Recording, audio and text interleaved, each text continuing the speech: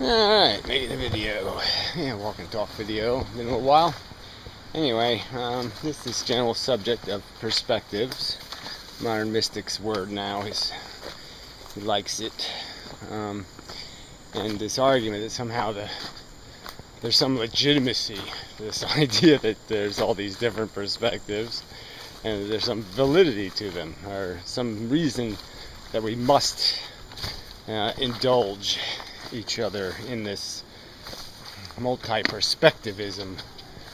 Now we not only have to respect idiotic cultural traditions that are barbaric, crude, and stupid, but somehow we must respect plainly ignorant and moronic compositions of the narrative of life on Earth, and that somehow this is all like some complex football strategy or some complex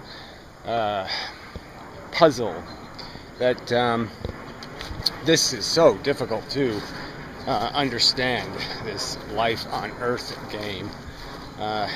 Just way too difficult, way too complicated.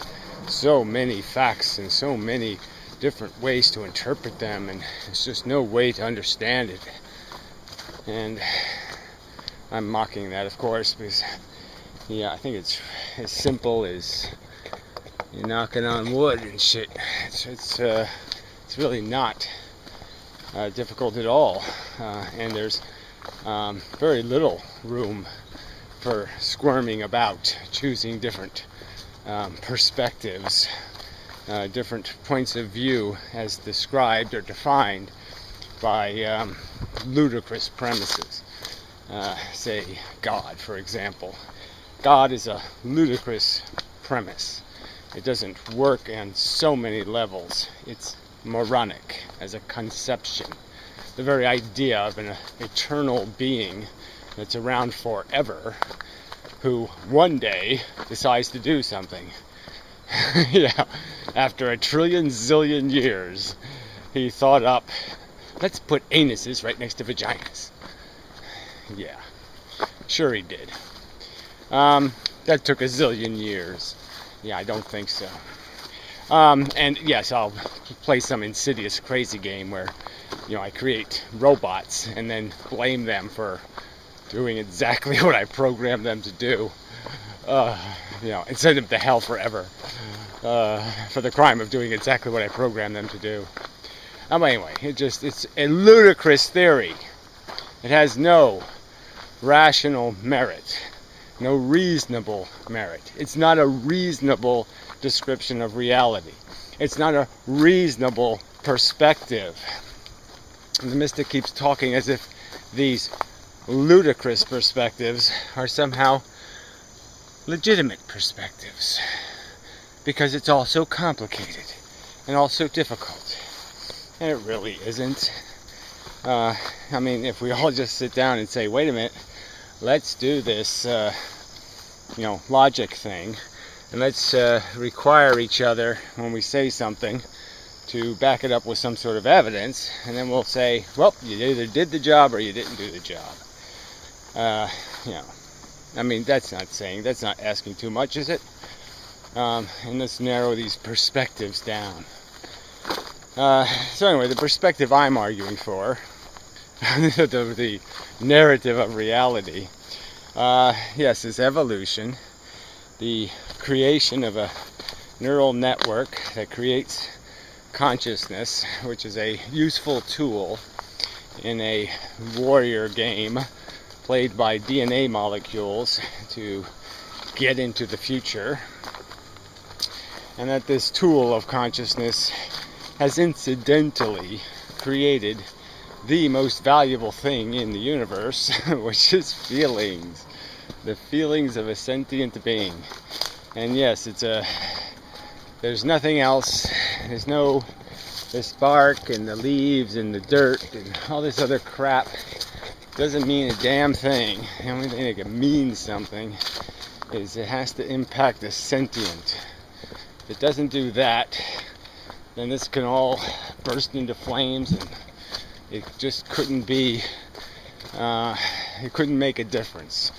It would be a value neutral choice, and that the only thing that really injects some reason for paying attention is the welfare of the sentient organism. And that's the big game we're in, is in the sentient organism game, the category of. And then under that game there's these other layers of games you're playing, as the human game and the individual game of trying to get through your life, making as little a mess as possible.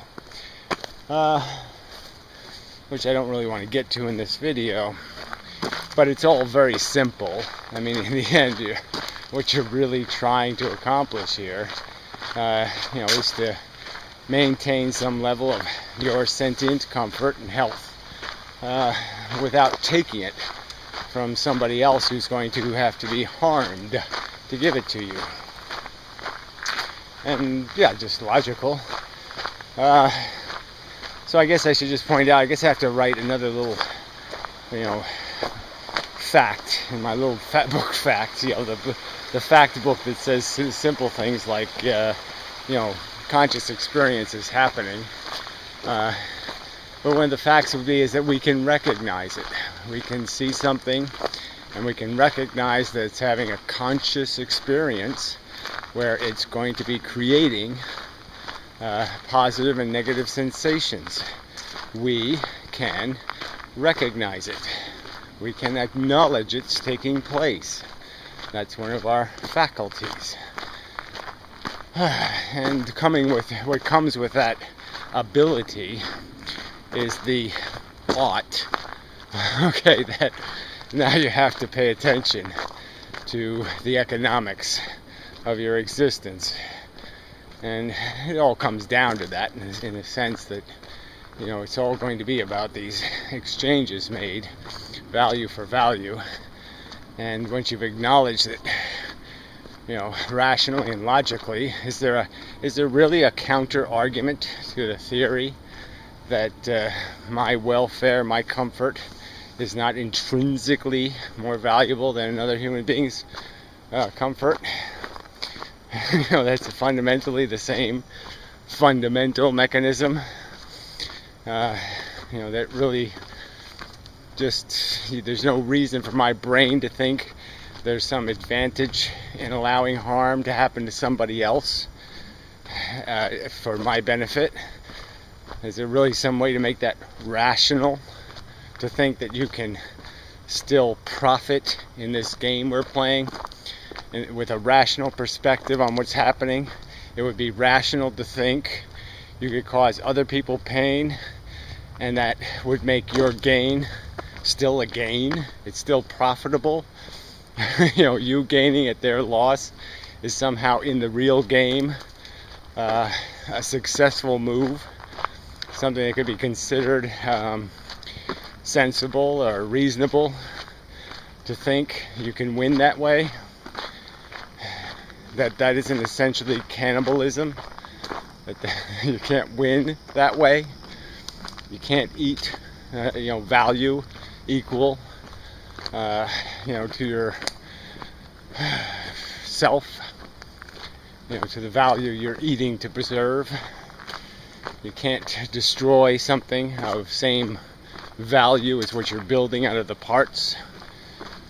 How else to put it? But this should require some sort of complex, difficult conversation.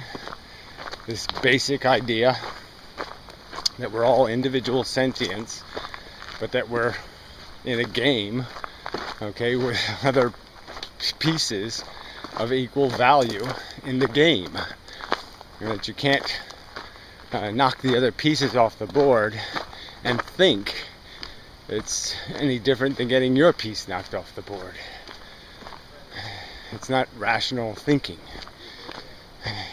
People and the dogs.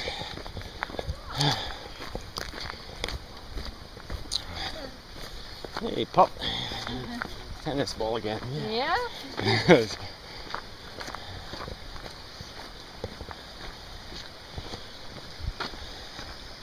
I'll skip by you here. Okay. Running man. I am running man. Ugh, enough of that. Feels like work.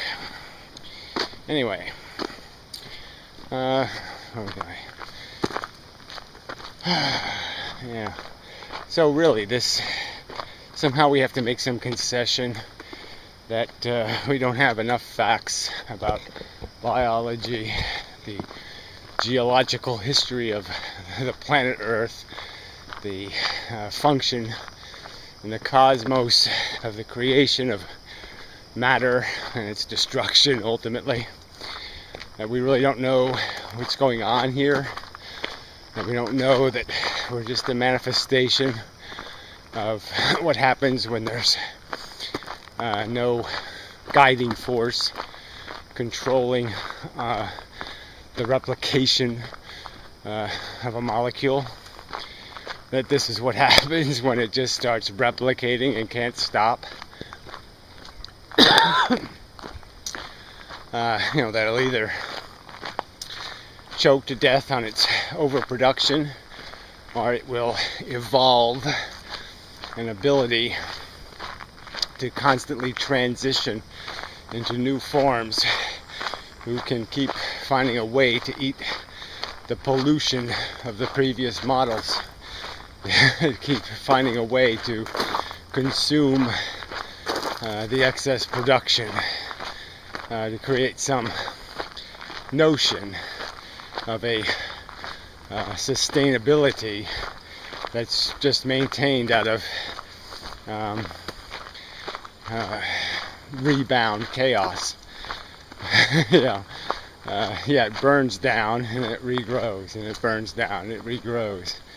That's the game. And we're just part of a 4 billion year cycle of create a new model capable of playing the game a little differently. And that's what we're doing. And you can either do it in some sort of modest, efficient, economically efficient manner, where you take little and give much, or not. And the logic of the economy just has to do with recognizing the fact that the value is in how things feel. And if you make things feel like shit, you haven't won anything. You can't win that way, because their feeling like shit is just like your feeling like shit, and you wouldn't pay for it. You wouldn't do it if you had to feel like shit to do it. If you had to, if you had to be the slave, you wouldn't be a slave owner. Duh. Not complicated. This really doesn't require a whole, we have all these challenging decisions and concepts to master. This really isn't challenging at all. This understanding where you are and what you're caught up in. It's not a challenging strategic mission to find the truth.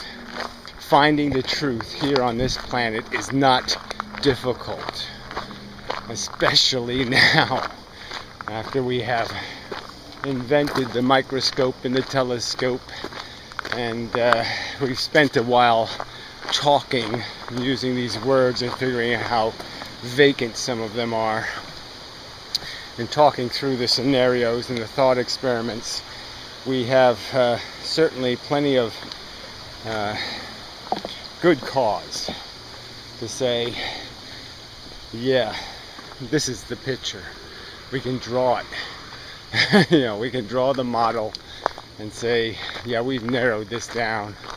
This is what was going on here, and there isn't any grandness.